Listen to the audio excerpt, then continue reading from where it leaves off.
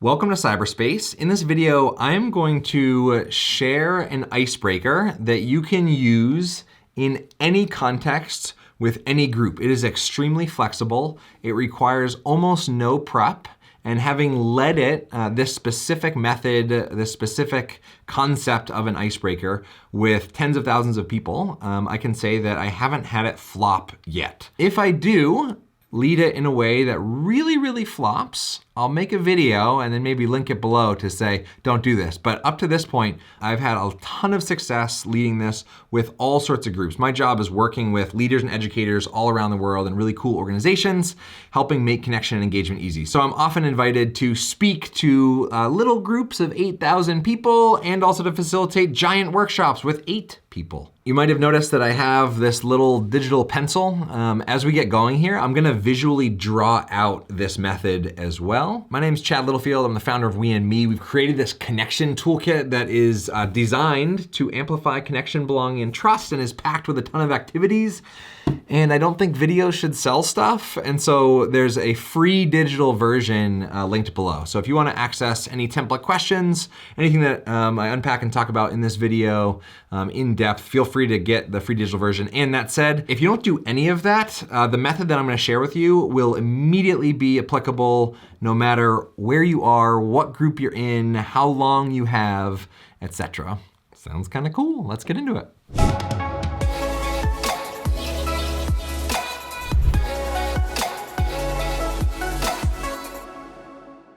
I've upset some people in the past in prior videos when I have said that I would love to just gently eradicate the word icebreaker. Just remove it from the lexicon. And I know this video has the word icebreaker in it because it's the word that we use and it's the word that's been used for a long time.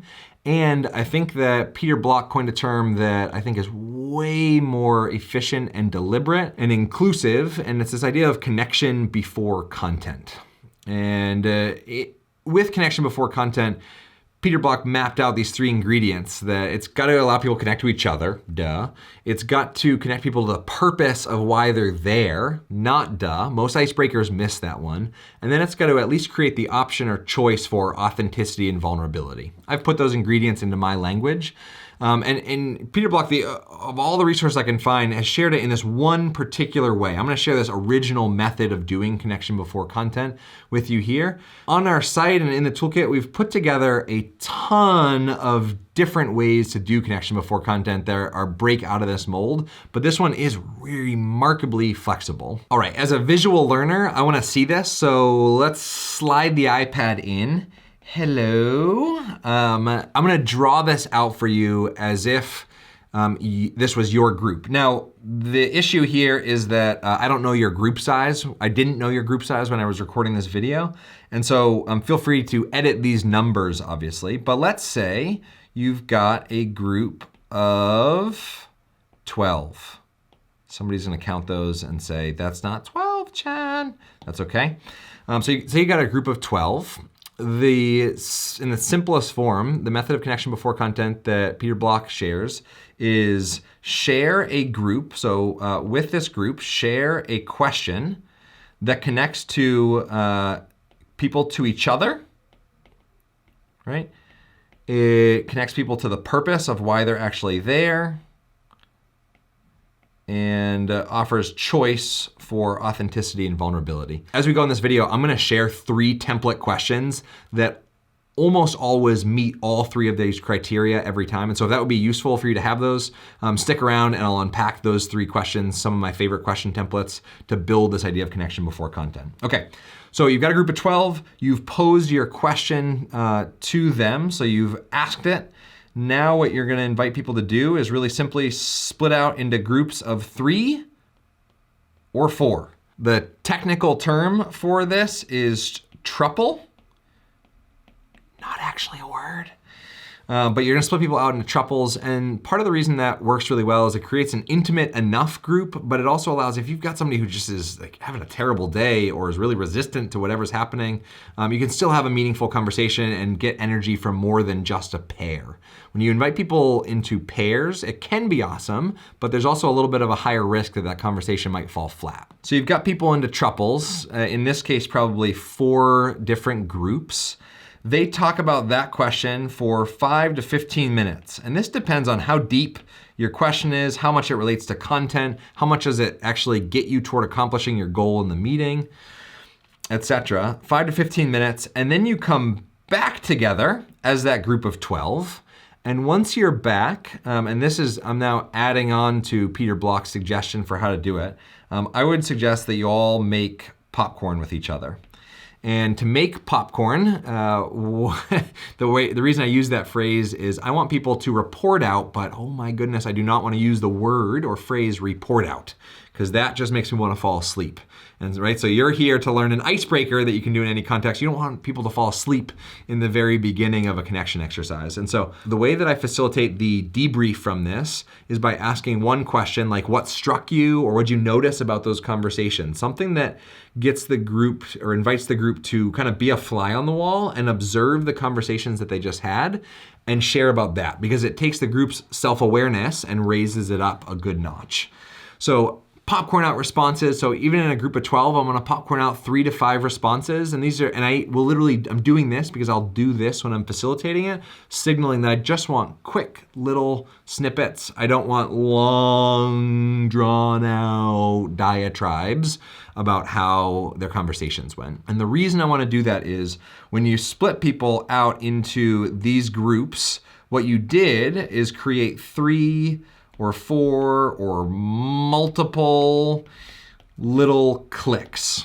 And really great icebreakers and facilitators don't create cliques, they create communities, right? And so you want the whole group to fit into the same pod, and so you've got to do something to debrief to bring the group back.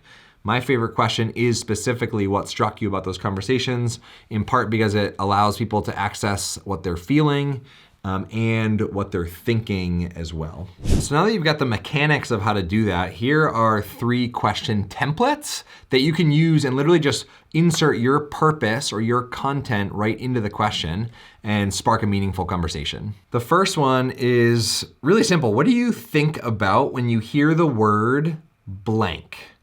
And you can obviously, you could lead this could be a question that's really fun and light and just quick and energetic for conversations, or you can go pretty deep, right? You could say, what do you think about when you hear the word integrity? And can you elaborate on that in small groups over 5 to 15 minutes, right? You can literally, there are, 600,000-ish words in the English language. And so anything that relates to your content or purpose would meet Peter Block's criteria, all 3 of those criteria, for really great connection before content. The other 2 templates are somewhat similar. One is what is one of the best examples of, and this I really love because I think that specificity is the soul of narrative, right? The more specific we get about a particular idea or concept, the more invited into that person's world we are. And so when examples, like when somebody's explaining a concept, it's always really, really helpful to say, what's an example? Or people are always asking, what's an example? And so this is a great way to say, what's one of the best examples of, and then fill in whatever the purpose of your meeting or gathering is. Second one, really similar, but what is one of your favorite stories about blank? This is really flexible, right? What is one of your favorite stories about camping? What is one of your favorite stories about your first job? What is one of your favorite stories about blank? The brain loves stories. Our brains turn on, they activate, our neurons fire, we lean in when we listen to stories, we get more animated when we tell stories. In fact, when I'm coaching people on how to present, especially virtually, one of the common questions that people will ask is, how do I become more animated? And believe it or not, I almost failed public speaking in college because Aaron Baku wanted me to use my hands as batons. And really, the way that I am in videos where I'm using my hands all the time, like that's just actually how I am. I've spilled many glasses at the dinner table because of that. And so when I'm sharing how do you become more animated, if that is not your default, if that's not in your DNA, I invite people to tell stories because people are typically at their most animated points when they're telling a story that's really intriguing or interesting to them. If they don't care about the story, they're obviously not gonna get animated. Reminder, you can get a free version of the Connection Toolkit down below, a whole bunch more template questions, tons of activities, video tutorials all around the channel. I'm Chad Littlefield. It was lovely hanging out in cyberspace. Have an awesome day.